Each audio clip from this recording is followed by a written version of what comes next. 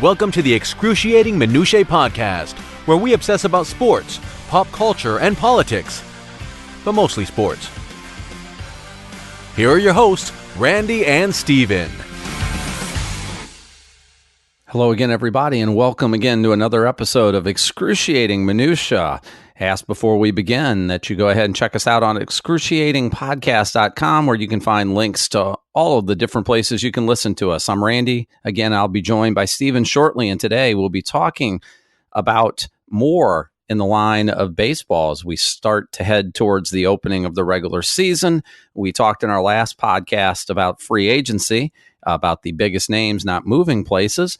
There's some rumblings going on that the players union and players are not happy with the course of events and the fact that Bryce Harper and Manny Machado still remain unsigned as of this taping, and what might be done about that and other potential rule changes that could be coming our way that could fundamentally change the way we look at the game of baseball.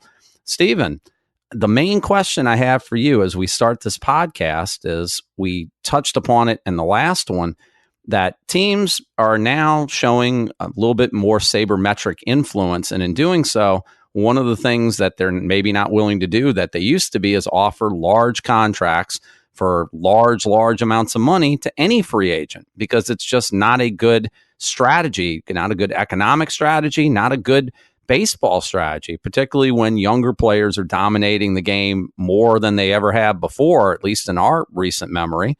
This is not the way things go anymore. And honestly, it's probably the smart way to do it. In our fantasy baseball league that we have basically run together for the better part of now, 20 plus years, we have always had sort of a saying in that when we would come up with rules and suggestions is that you can't legislate against stupidity, as much as we've tried over the years in some instances. The counter to that would be that you also can't legislate against teams that are doing the smart thing, or can you? That might be the question here when it comes to what's going on with Harper and Machado with major league teams and what they're not offering. Well, you can't force a team to give players more money. I find it interesting as I look at the list of all the players that have signed in the offseason. I only see two guys who even got 4-year contracts. AJ Pollock got 4 years, $60 million from the Dodgers. Yusei Kikuchi, coming over from Japan, got 4 years, $56 million. No one else got more than that. No, there's a couple of 3-year contracts. We talked about Patrick Corbin last time. What was his contract? He got 6 years. I'm sorry. I don't have that on the list because that was early on. Okay. Eovaldi got 4 years. Okay. And you mentioned the contract to obviously to Corbin. You mentioned Zach Britton. We talked about, or maybe we didn't talk about, Adam Ottavino got a 3-year deal. These are all relievers, and that's been a focus on teams, is building a bullpen. Maybe that's kind of where some of the priorities are now lying when it comes to spending some of the money, is on pitching, is on bullpen guys. One thing I think that's been devalued over the last couple years, guys who were not getting big contracts, were the guys that were more one-dimensional, guys who couldn't play defense, power hitters, because we saw sort of a resurgence in the power department in Major League Baseball over the last several years. And there were players who would hit 30 home runs but can't play defense and maybe play a position like first base, or might be better suited even as a designated hitter. And those guys were not getting those contracts. You mentioned, or the last podcast, that Mike Moustakas is still sitting out there. The market for him was very soft last offseason, which is how he ended up becoming a free agent again this season. And the market is still soft on a guy like that. So maybe that's a shift somewhat. Again, a sabermetric type shift that's going on with who's getting the money or who's getting the contracts in addition to the length. I think that this is a conscious decision. The question, of course, is this just coincidence that all of these teams basically are thinking the same way now? Or is this collusion? I don't think it is collusion. I think 100% this is teams looking around and seeing the Red Sox not really giving huge amounts of money to any players. not any kind of long-term deals. I mean, they really held out last year when they signed J.D. Martinez. He wanted a lot more money and a lot more years, and they kind of held out. And I want to say, I think it's a 5-year deal, but he has an opt-out after 3. So he has this year and next, and then he can opt out if he chooses. I think you're going to see more contracts that have that kind of flexibility in them, where there'll be shorter term contracts with outs in them that players can opt out of the contract. I think owners have gotten smart enough that they'd rather get rid of a guy a couple years too early than a couple years too late. Because when you've got guys on your roster who are making 20, 25, $30 million and they're just not producing. You mentioned Pujols in our last episode. He's kind of a perfect example of that. You know, the Yankees are 1 year into the Giancarlo Stanton contract, and they're already complaining about it. 1 year. They have 9 more years to go. Oh, it's 9 more years they can complain then, right? Unless they want to eat that salary, because I can't imagine another team is going to take that contract off their hands at this point. They're just going to have to power through it. Well, if any team can do it, it's a team as financially challenged as the Yankees are. Right. And it's not that he was terrible. It's just that kind of salary makes your roster very inflexible. It makes it hard to build a roster. Even with unlimited resources, even unlimited resources have a limit. Well, very few teams can even potentially work around contracts that are that bad. The Yankees are one of them. But you're right, it does make it more challenging. And if you're running the Yankees, if you're Brian Cashman, you certainly don't want to have to deal with that, right? I mean, you would much prefer to not have to worry about that type of big albatross of a contract. But at least if you're the Yankees or the Red Sox, and there are other teams, you know, the Dodgers are really the new Yankees, aren't they? I mean, they're the ones that really are more flush with cash, even, I think, than the Yankees are these days. They are. If you're one of those teams, you can have a Stanton contract and you can work around it, but it is an absolute franchise killer, even for a medium-sized market team. If you're a team that plays anywhere in the middle of the pack for salaries and has revenues that are not Yankee or Red Sox or Cubs or Dodger type numbers, then, you know, if you're like a team like Arizona, for instance, a contract like Stanton just cripples you, I think, at that point. And that's what these teams are really trying to avoid. You mentioned you thought it was not collusion. I also don't think it's collusion. I'll just point to like just one contract, and I'm sure I could find some other ones. Andrew McCutchen did sign a 3-year, $50 million deal with the Phillies, correct? Yes. And McCutchen is exactly the type of player that back when there was actual collusion would not have gotten any contract of that type of magnitude. If you look at McCutchen's numbers, he's following the classic sort of career path that a player that's not on steroids would have followed back in the day. His prime was with the Pirates. It was really between the ages of 25 and 28. That was the year 2012 through 2015. He posted a league-leading OPS of 952 in 2014, which was his age 27 season. He had 4 straight MVP top 5 finishes, including an MVP in the year before that in 2013. And, well, since then, he just hasn't been quite as good. He slipped all the way down to a 766 OPS in 2016. He had a 849 OPS in 2017. That's when he turned 30. Last year, splitting up his time between the Giants and then at the tail end with the Yankees, he had a 792 OPS. You can kind of see a little bit of a decline. He's going to be 32 this season. That's not really a guy that back in the collusion era, I don't think would have made the type of money he's making. He's currently, and you said it was a 3-year, $50 million, correct? That's correct. The numbers I'm seeing on Baseball Reference says that he's making $10 million this year, $17 million next year, $20 million in 2021. The reason it's a $50 million deal, because again, if you do the quick math on it, that's $47 million, right? The other $3 million comes from a buyout. It looks like is being included as part of that. There's a team option. That always is. Yeah. The team does have an option for him at a reduced cost in 2022 of $15 million.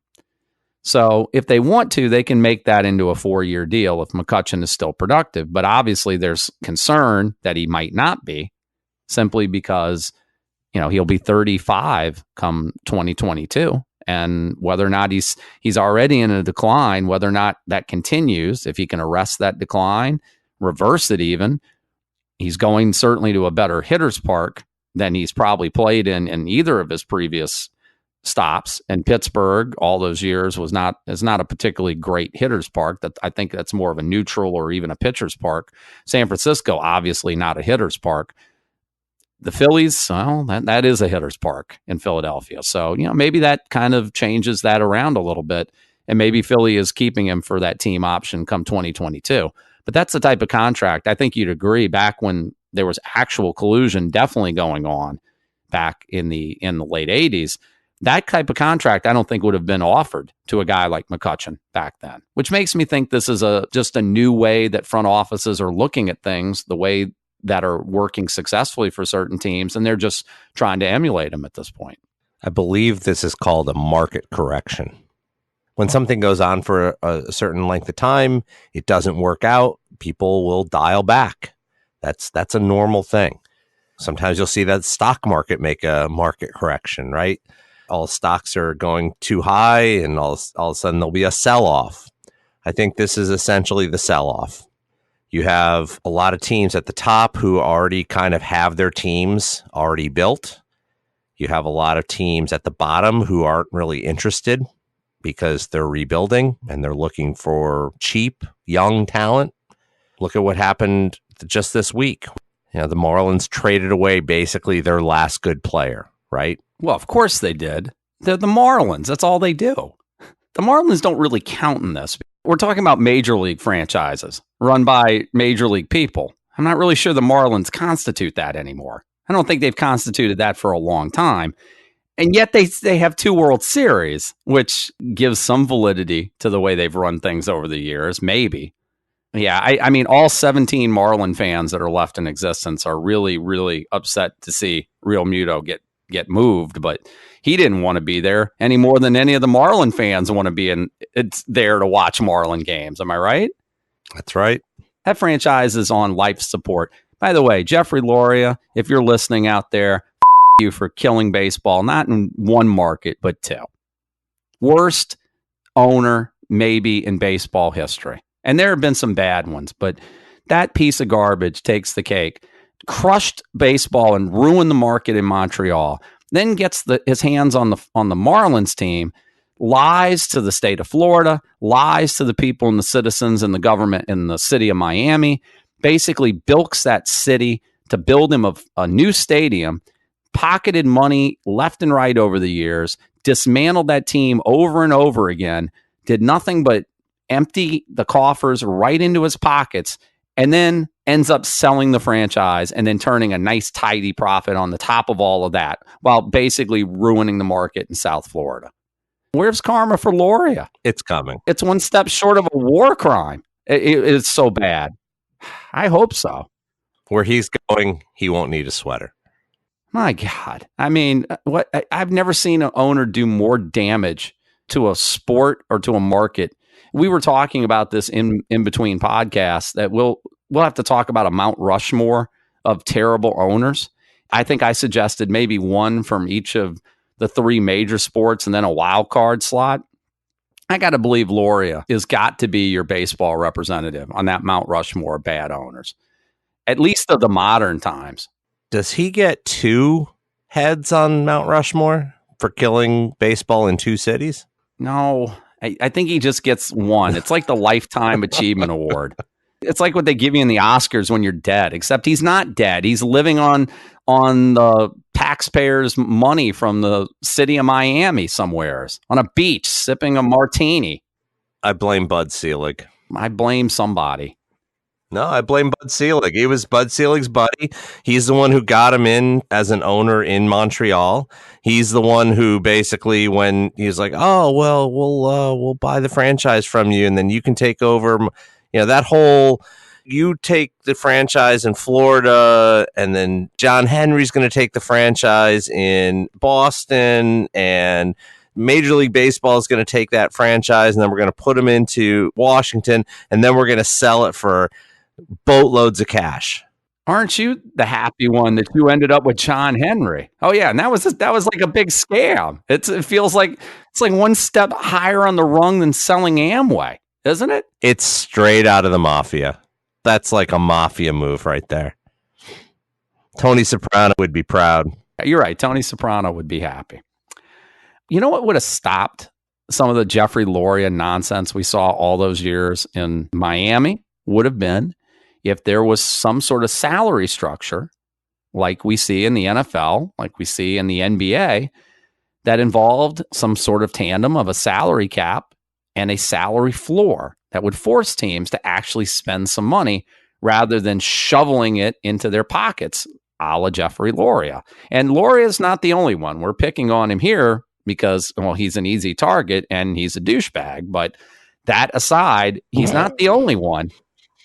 Well, he is. I mean, I'm not. Am I lying? You said douchebag.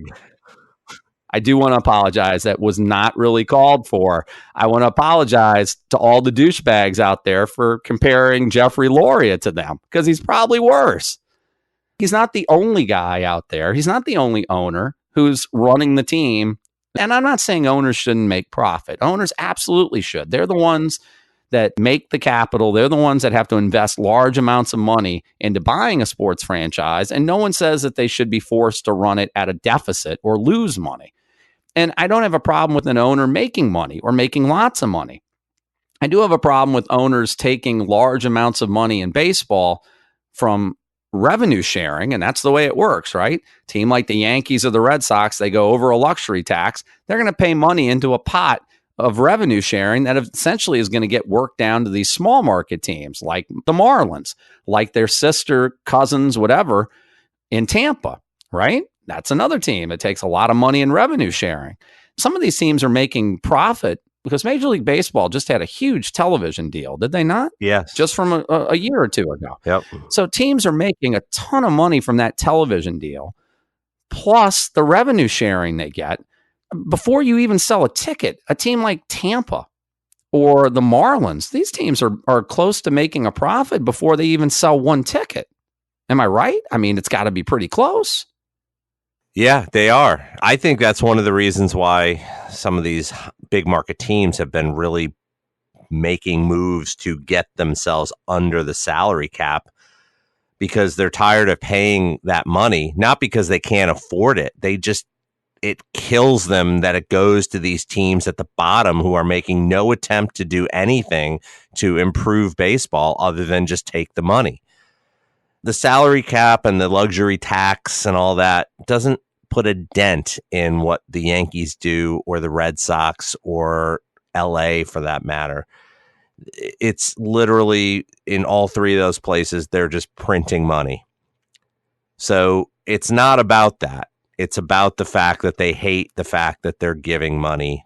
My personal opinion is that they've all got fed up with that, especially your Boston and your New York. And you've had to deal over the past, decade with some teams in Tampa Bay that are, tend to be a little feisty, right? They're constant overachievers. And it's like, and we're paying for it. It's literally money coming from our pocket to make it harder for us to get into the playoffs. We're not doing this anymore. They're the gnat buzzing in your ear that you can't get rid of. They won 90 games last year with one starter. Well, one Cy Young starter. And that's honestly why they won 90 games last year. On a future podcast, we're going to talk about some strange things, and we'll talk about rule changes later on. The Tampa Bay experiment with using relief pitchers as starting pitchers got a lot of press. I think somewhat undeservedly, because I don't think that's why they were winning games last year. They were winning games because Blake Snell was absolutely phenomenal every time he took the mound. But you mentioned the payroll. Just for comparative numbers here, your tax threshold in 2018 apparently was $197 million. The 40-man payroll for Tampa last year, slightly under $36 million. That was not a lot of salary. Now, they had other salary that was on the books, some what they call retained salaries. So and I believe this might have been a 2018 salary at the end of the year.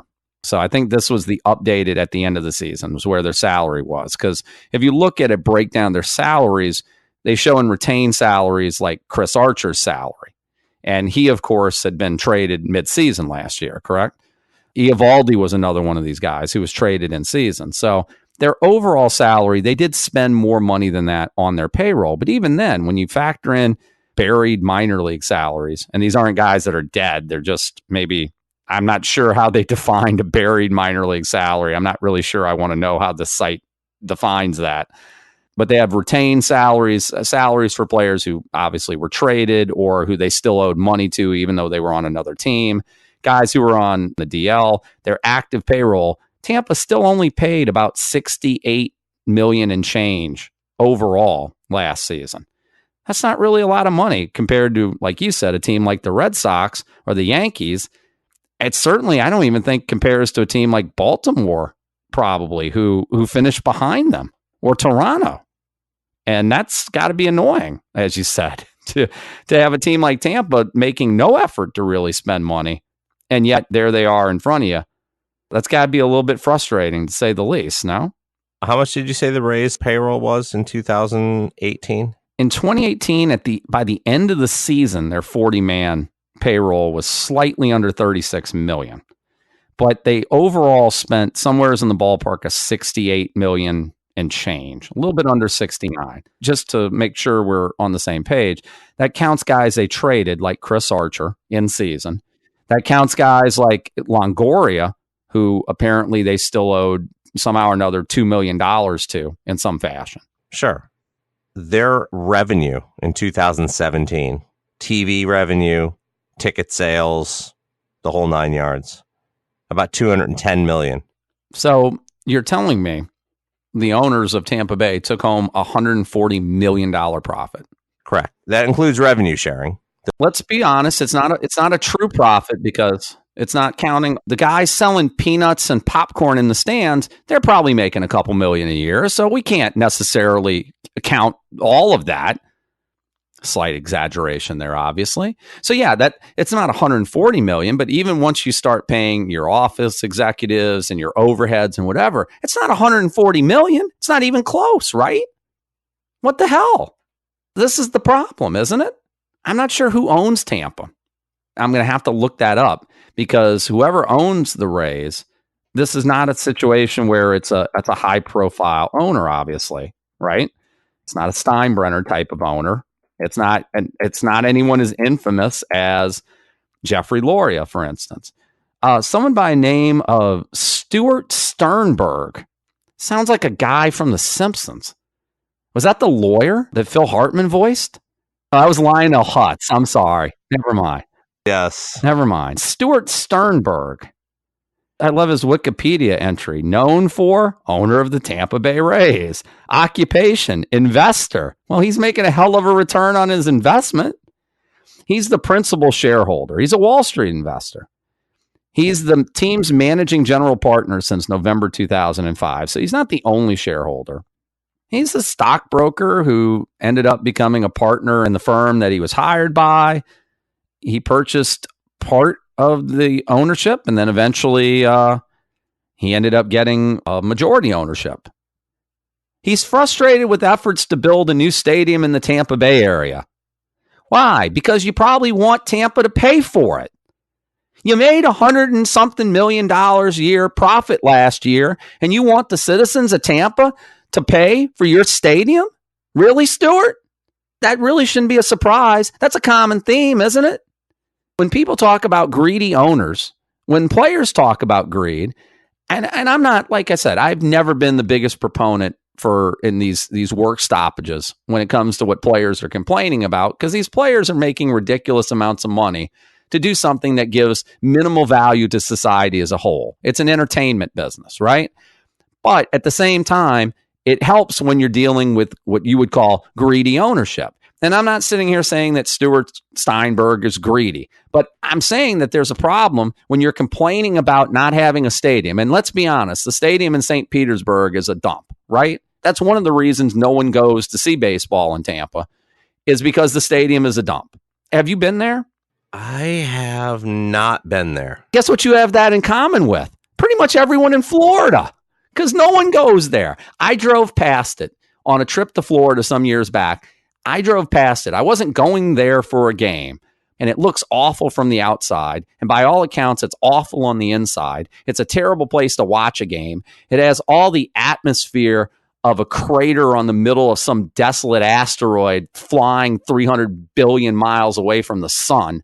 It's probably about as inviting an atmosphere as that. It's difficult to get to, and by all accounts, the traffic situation is horrible. So that's one reason why residents in Tampa, they don't want to go across the bay to St. Petersburg to go watch the Rays, even if they're any good. So do the Rays need a new stadium to be competitive? Maybe. I'm not 100% sure that Tampa is a baseball market anyway. We've talked about strong sports markets before. Let's talk about football. The Bucs only have 8 home games a year. They've had trouble selling out in the past, right? And they have a beautiful Raymond James Stadium, if that's what it's still called, is a really nice stadium, isn't it? And yet they don't draw necessarily all the time either. Even if you gave the Rays a new stadium, I'm not sure it's going to be enough to make that franchise successful. Well, I'm going to tell you what it shouldn't be. It shouldn't be coming out of the pockets out of anybody from the state of Florida or the city of Tampa Bay or the city of St. Petersburg. When Stuart Sternberg and everybody else that's part of that team ownership group is pocketing that type of money and putting, now granted, they had a winning season last year, but could they have been better? They ended up winning close to what did you say? Or they did win 90 games last year? Is that what they ended up at? Yeah, 90 games. How many games did they finish out of the playoff hunt? You know what? Oakland made the playoffs, right? They were 7 games in the loss column behind Oakland. Do you think they might have done better? Do you think they could have made the playoffs if they don't trade Chris Archer away? If maybe they had traded for more talent? If they'd maybe had more talent to start the season? Maybe they don't beat the Red Sox. Maybe they don't beat the Yankees. But do you think they could have competed with Oakland? And we've already said, once you get into the playoffs in baseball, you get into a short series, anything can happen, right? Yeah, anything can happen, but they don't want to spend the money, which is where a salary cap or a salary floor may be forcing teams to actually have to spend a little bit of money. This is where the players union would actually have a very good grievance to say, because right now, one of the biggest problems with that type of change in the past has been that has been an absolute non-starter for the players union.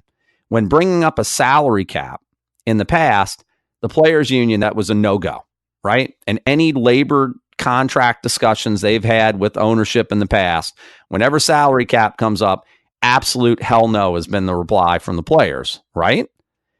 Except if the Yankees and the Red Sox and the Dodgers aren't spending at the top, then maybe the cap isn't such a big deal anymore. If it gets you a floor that makes a team like Tampa have to spend another 20 or 30 or $40 million, makes a team like the Marlins actually have to spend a little bit of money, makes all these teams at the bottom. Because if you're telling me that Tampa pulled that type of profit, my guess is most of the other teams we're talking about near the bottom of the revenue pool with lower salaries were probably pulling in similar profits, right? That's correct. That would be my assumption. And again, would any of those teams be signing a Bryce Harper or a Manny Machado today? I don't know, but maybe they might be in the conversation, which then creates a market. Maybe a guy like Mike Moustakas isn't hanging around waiting for a deal. And Mike Moustakas is not anywhere near that level of player, but he's certainly good enough to have a job. You mentioned there's no middle class anymore. There's the ultra superstar player who's going to get his deal. And then you have the young talent that's on cheap deals with upside, and they're going to have places to play. But it's that mid-level veteran guy who's the good clubhouse guy, who's a solid player, but he's not going to the Hall of Fame.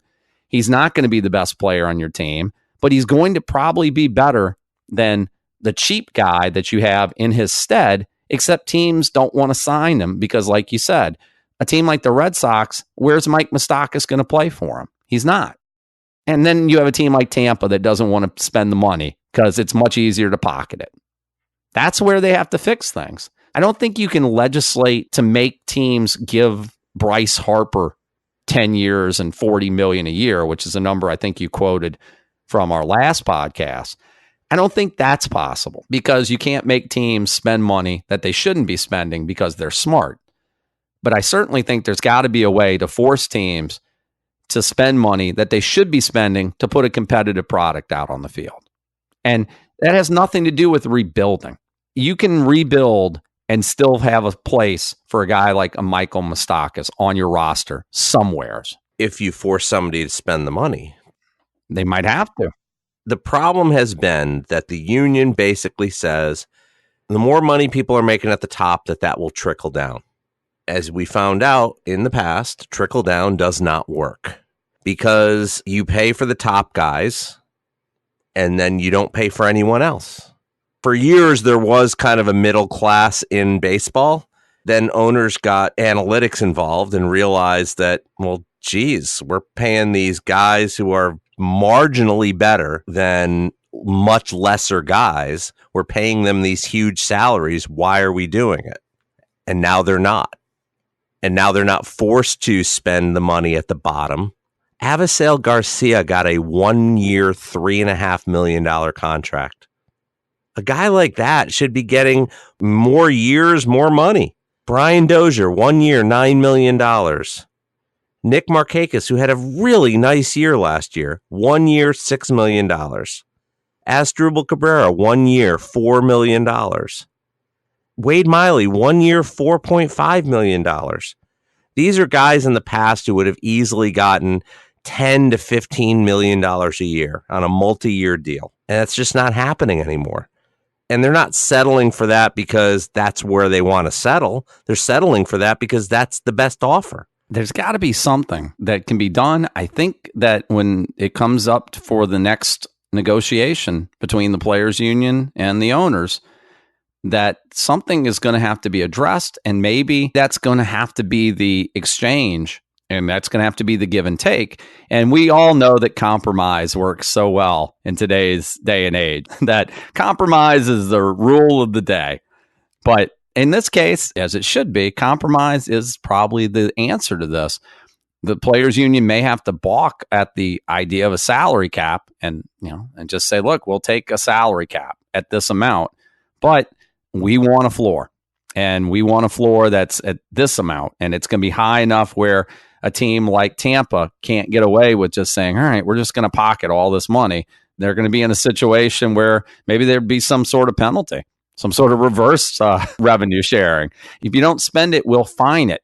We'll take it from you anyway. You're going to lose the money, so you can either spend it on players or you can pay the league, and the league will redistribute that. It'll be, like I said, reverse revenue sharing. Maybe Tampa can be cutting the Red Sox a check. The problem right now is that the people who have the most influence on the union are the guys at the top of the pay scale.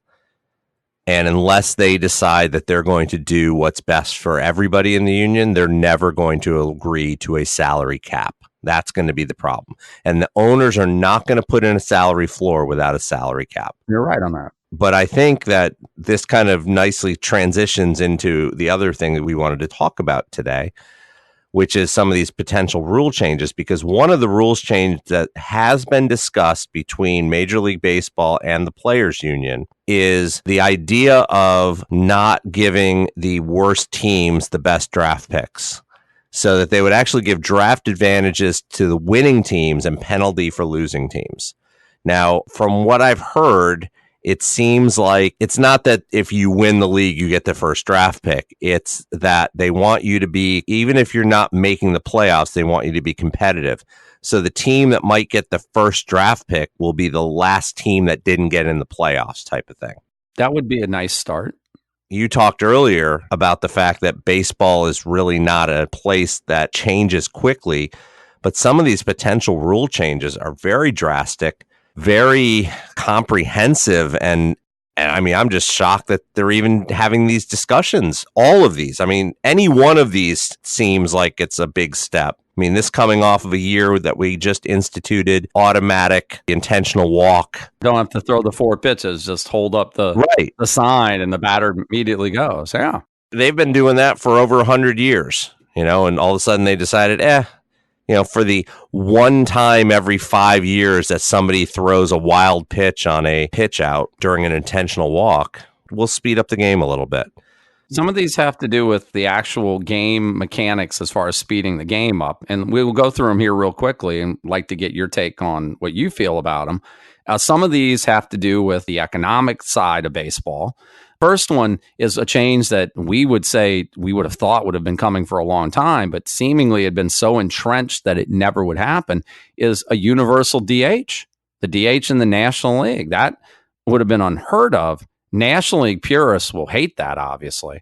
And for a long time, what I always heard is that the teams in the National League were so steadfast against it, but it looks like that may be coming. Thoughts on that, particularly since the DH over the years seems to have kind of diminished in stature. It used to be every team kind of had a full-time DH. Now it's sort of just like a placeholder for a lot of teams to give a guy a day of rest from the field or whatever. It doesn't seem to be as prominent in the AL as it once was. Seeing it across both leagues. A few years ago, when they changed the rule about sliding into home base, the piece that kind of gave the push to make that happen was Buster Posey getting run into and getting knocked out for the season. Let's be honest, Buster Posey really hasn't been the same player since, right? No. And he was a rising star in baseball, and I think baseball realized it's no good. Well, last year there was an incident with Masahiro Tanaka where while he was running the bases, he actually strained both of his hamstrings on the same play. And all indications, he's a guy who actually keeps himself in very good shape, practices yoga. I mean, there's all kinds of things that this shouldn't have happened, but that was a game in Washington. I believe it was wet conditions on the field. It was. I only might remember this since I owned him on my fantasy team last year. Just saying. But yeah, eliminating any potential injury risks to a pitcher because he's batting, I think is partially behind why they would want to see this implemented. And the other piece to this is no one's watching baseball on TV to watch a pitcher hit. For every Madison Bumgarner who, is a quote unquote good hitter, and I use that term very loosely because everyone's like, oh, Madison Bumgarner, what was Madison Bumgarner's batting average last year? Go look it up. Well, it wasn't very good. It was like a $167. Good for a pitcher, but not good for a baseball player. Madison Bumgarner lifetime is a 183 hitter. Exactly.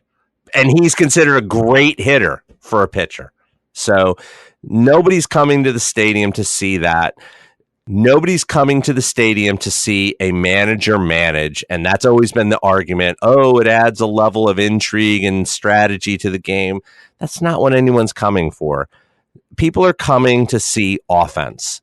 That's why they're talking about starting a study to lower the mound. They're not doing that to improve the pitching. They're doing that to improve the hitting. Everything they've done over the last 25 years in baseball has been things to make more offense. They've attempted to anyway, because when there's more offense, there's more interest, and it's good for baseball. The universal DH is going to be that. I think there's always been that weirdness of when you have to play in an interleague play. I mean, it wasn't that big a deal when there was no interleague play, right? And then it only mattered when you got to the World Series, and then they alternated via park. And it still was silly, but at least it was only silly for 4 games. All right, 4 of the most important games, but it was only 4 games. There's basically interleague games every day. And the fact that you have 2 different leagues playing against each other with 2 different sets of rules, name me another sport that has something like that. It's the most ridiculous thing. Right. I've always said, I'm in favor of a DH, but if both leagues aren't going to agree on it, then just go back to all pitchers hit. I don't really care. But if there's a push for universal DH, I'm for it. Let's do it. that creates another additional 15 jobs, right? And typically higher paying jobs. In theory, that is correct. Another change that would be pretty drastic would be a 3-batter minimum for any pitcher. And this would be thrown out in the event of an injury, let's say. But that would be a very fundamental change considering the way a lot of managers overmanage these days. Did I say overmanage? Because I really feel like a lot of managers overmanage games these days. But it'll stop a lot of this. I just use 7 different pitchers to get 3 outs in that inning type of stuff that slows these games down tremendously. I guess the person who hates this potential rule change more than anything, and we talked about it, is the left-handed specialist, except I don't know how many times I've seen in a game the quote-unquote lefty specialist go in to face a left-hander, and he can't get him out because some of these pitchers are really good, and some of them are absolutely terrible. And half the time, the manager has pulled out a right-handed reliever who might have just as good a numbers against lefties as the lefty specialist does, which makes the move make no sense and is just, again, over-managing and slows the game down tremendously. If they went to this, that'll kind of stop that, an attempt to try to speed the game up a little bit because games just seem to drag on, and they're longer than they've ever been before. Another change with that, the 20-second pitch clock, which, again, a lot of the players were not particularly happy with that idea, but something to make the game more attractive to, like you said, more offense. In this case, not so much standing around and doing nothing. You see a lot of that happening during the course of any game, right? Absolutely. Going back to the 3-batter minimum, there's been some talk about how that's going to work in the case of a change of inning, right? So is that a 3-batter minimum if it's in the same inning, or if you bring a guy in for the last out of like the 8th inning that he now has to start the 9th for 2 batters? If the idea is to speed up the game, you're not really speeding up the game, because a pitching change in between innings doesn't slow the game down at all. It's designed to get rid of like I said, we're in one inning. To get through this one inning, so-and-so used 7 pitchers and just kept bringing a lefty. He walked the guy. Bringing a righty. He gave up a hit. Bringing a lefty. He just got an out. Bringing a righty. And all the warm-up pitches and trotting in from the bullpen and all that stuff. I heard that it would be basically in the inning itself that if you got the last out of an inning, you wouldn't be forced to come back out for 2 more batters. But then again, the time spent warming up and all the rest of that, well, that's going on while the next half of the inning is taking place. That wouldn't speed it up there, but it certainly in inning would speed things up. And again, I accuse managers all the time for overthinking things. And this might actually improve some managers in their performance in games by keeping them from doing things they probably shouldn't be doing to begin with, which is burning through their bullpen just because they can. A couple other things here on the list: an expansion of rosters to add an additional player to go to 26. And I see a 12 pitcher maximum on that. There would be potentially a single trade deadline before the All-Star break. Yeah. And again, that would encourage teams to some extent to decide, early on, fewer teams, or you really don't want to tell yourself before even the All-Star game that you're out of it. That's one thing. I wasn't a big fan of the wild cards being added, but I will say adding the wild card and then the second wild card, you get to the All-Star break and there are so many teams within striking distance of the playoffs. It's difficult for a franchise, even if they want to say we're waving the white flag, it's tough for them to do it in the face of fan support and say, well, we're not in it, when someone can point at the standings and say, wait a minute, you guys are like 3 games out of a playoff spot. What do you mean you're not in it? That would possibly lead to, again, more competitive balance, more teams not waving the white flag. That seems to be for the betterment of the sport itself and for the competitive nature of the sport. I'm not really against any of these, despite them being, and I said, in some cases, radically different than what we're used to seeing. One of the things I've learned in my job is that saying that you're not going to change something because this is the way we've always done it is a really bad excuse of reasons not to change. That if there's a reason to change, if there's a way to improve something, you do it. And you don't let history and the fear of change from preventing you from doing it. And I think all of these add something to the game. I mean, we all are frustrated when we see, a pitcher literally take 30 to 40 seconds between pitches. Every pitch, the batter takes a foot outside of the box and adjusts their cup, their left batting glove, their right batting glove, their elbow protector. Then they check their cup again. Then they got to, dig in, and they're 20 seconds outside of the box. Step in the box, you stay there. Stuff like that would speed up the game so much. The game just gets so long. I'm a big fan of watching soccer. And one of my favorite parts of watching soccer is I know exactly how long the game is going to be. I know that if I have an hour and 45 minutes, I'm going to be able to watch the whole game from start to finish. I can't do that with baseball. I can't do that with football. I have to invest a much longer period of time. How long did that baseball game, that playoff game, the World Series game between the Red Sox and LA, how late did that go? That didn't need to go that long. We didn't need to play 18 freaking innings. I don't think the innings part was the problem. It's when all the innings are incredibly long that it adds up. If it's faster and you have 3 batter minimums and you have a 20-second pitch clock, guess what? There's probably going to be more scoring. There's going to be less likelihood that there's going to be games tied at the end. If there is, that they'll be broken more quickly in extra innings. I know that they've been testing in the minor leagues the whole idea of you start with a man on first and second base. So that's something they have not discussed, but it is something they are doing in the minor leagues. I think they do that all the way up to AAA. And I haven't heard anybody complaining about it. I don't know if I'd want to see fundamentally things changed about extra innings, because I don't think anything's really broken there. But I think if you were to cut the amount of time, like you said, in these other areas, that you would see just shorter games in general, and even an extra inning game wouldn't take nearly as long.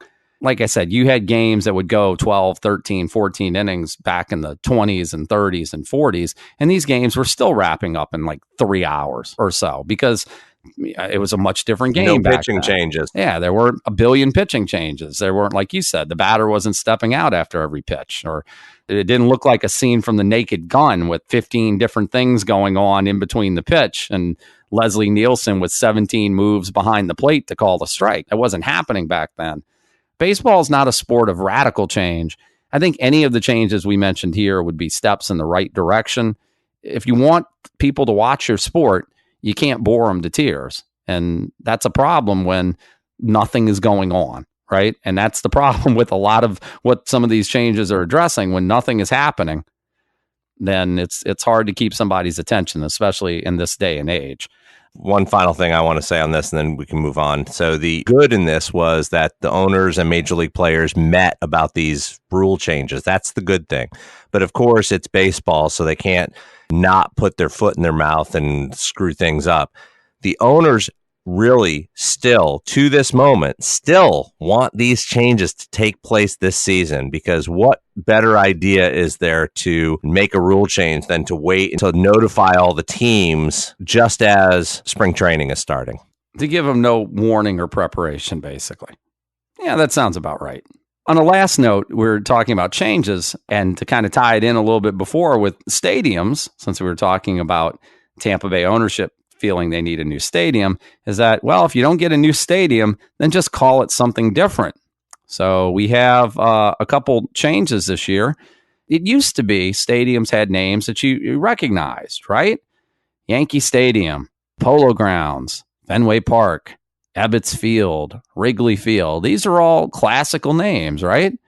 Some of these are not.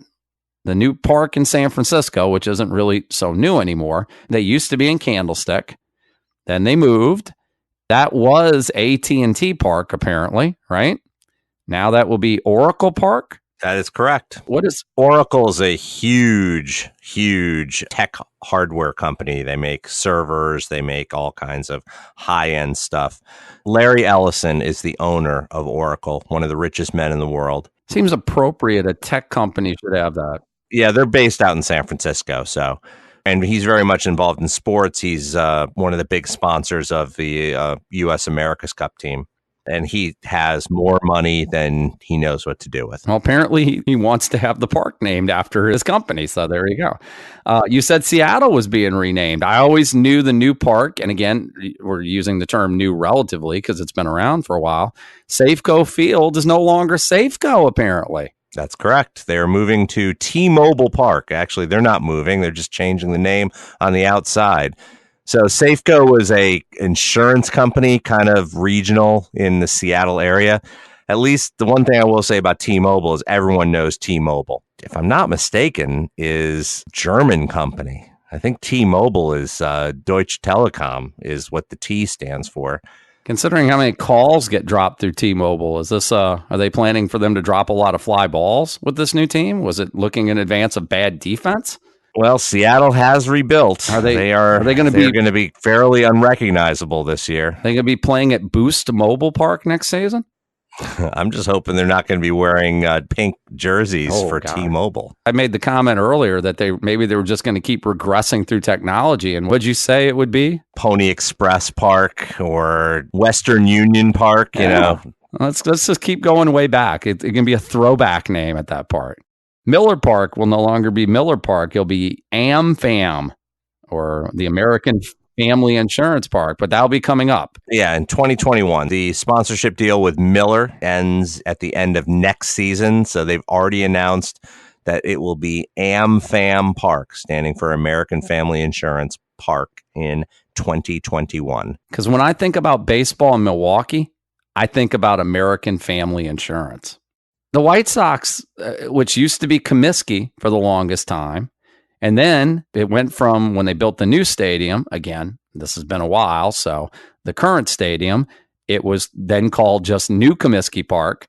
Then it turned into U.S. Cellular, which literally was nicknamed the Cell, which if you have been to that park, it's not Wrigley Field for its ambiance. It's not quite as romantic a setting as Wrigley is, but it's what it is. It was an appropriate nickname.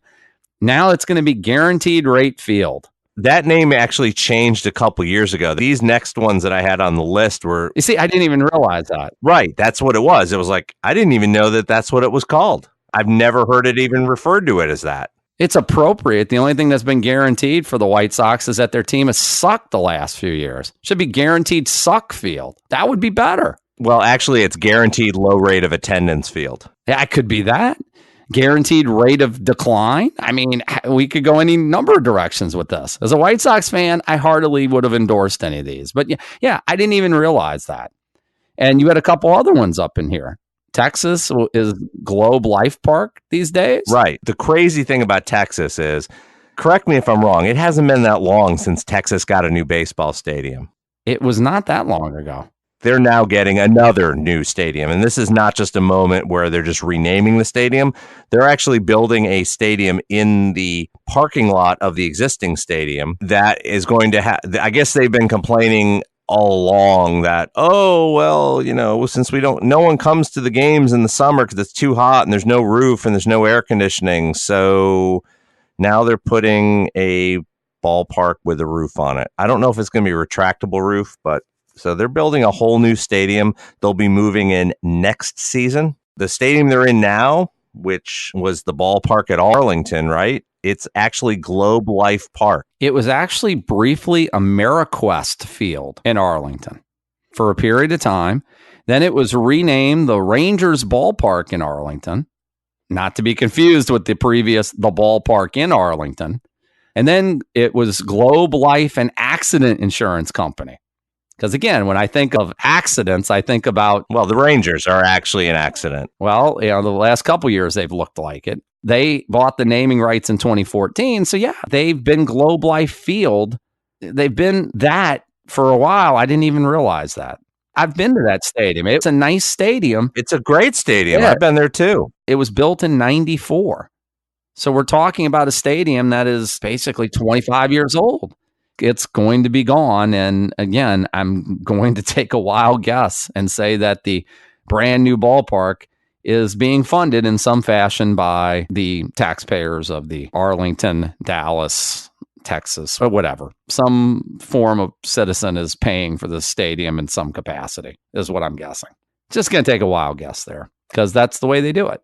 That's something, unfortunately, as much as we'd like to see change, it looks to be something that isn't changing anytime soon as much as it needs to. That's something I think we can both agree on. That's a travesty. And when we went through those numbers you were talking about earlier with teams and the revenue, that's not just baseball. We don't want to just pick on the baseball owners. That's a widespread problem across all pro sports. Not that there's much in the line of changing it, because even to this day, you have cities that are fighting to get their hands on teams and are willing to sell out their constituents at every step, sometimes with the willing participation of the constituents, right, in voting for these things at the expense of where the money could be spent otherwise, because it's an arms race. Nobody wants to lose their team. Ask the people in Seattle how it felt when they lost the Supersonics, right, when they were stolen from them. Ask the people in San Diego what it felt like to have the Chargers taken from them when they didn't want to foot the bill for a new stadium, when their rich owner, who certainly could have afforded to put a few dollars of his own into building a stadium, took his team and left, right? I don't know if those cities would reconsider today, but I do believe, like Seattle, did they not go ahead and put into place funding for a new basketball arena? Yes. In the end, they caved, and they ended up deciding that the loss of the team was not worth it. They want a team back. What's the old saying? There should be a law. There should be a law, right? There should be some law. That's one thing you would think it wouldn't matter what side of the political spectrum you were on, that you could get behind to keep public funds for going towards these, essentially they're vanity projects when you fund these stadiums for these owners. I understand, but these funds are voted on. So if the fans or if the taxpayers don't want to fund it, they should just vote against it. This is the part that always blows me away. It was not a situation in Florida that the mayor decided, we're going to give them all this money. It was through public referendum, and they voted for it. I guess the idea would be if there was something in effect that prohibited it across the board. What happens right now is it's essentially extortion. It's you don't pay for it, then I'll find a city who will. So the residents are kind of left between the rock and the hard place. It's like, well, we don't want to have to fund this. We don't want to vote for it, but then we lose our team because the citizens of this other city is going to vote for it. Until you make that a national law, which they would never do because it's completely a state and city right type of thing. Even if you put that law into effect in your own city, that's not going to prevent another city from coming in and taking it. So there's no way to do that. No, there would be a way. If a commissioner came out and, commissioners and owners police themselves and put that down, that they wouldn't do that. Oh, that's I didn't realize we were going to a comedy show. Yeah, I was going to say that's when you get to that alternate Earth, go ahead and let me know. Because that's not going to happen anytime soon. I believe that is our cue to leave, because you're just talking crazy now. On that note, we should wrap this up before you say something that's my brain explodes. Sillier. Yeah, that's a good point. Wrap us up, Steve. Please check us out on our website, excruciatingpodcast.com.